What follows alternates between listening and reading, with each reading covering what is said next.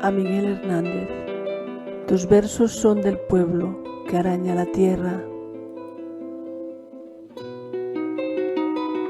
del que va a la oficina con arduo sacrificio de horas arrebatadas a la vida, del que trabaja al sol sin una sombra dulce que lo cubra. Tu tiempo fue sangriento e injusto, ahora también se llora y se sufre.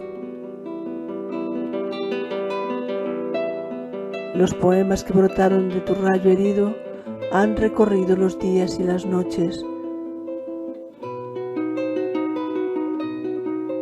para mostrarnos el humilde camino, el de la verdad y la belleza de las cosas, de la esperanza siempre.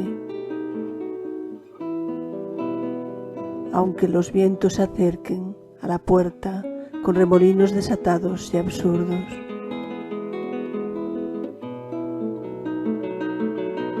Miguel, luchador del lirismo y la agonía, de la pobreza rica en corazón y argumentos, te seguimos necesitando, hoy como antes, para dar luz a nuestra confusión y a nuestras sombras, con tu poesía desgarrada y de amor puro. Tus abarcas ya no están vacías, poeta.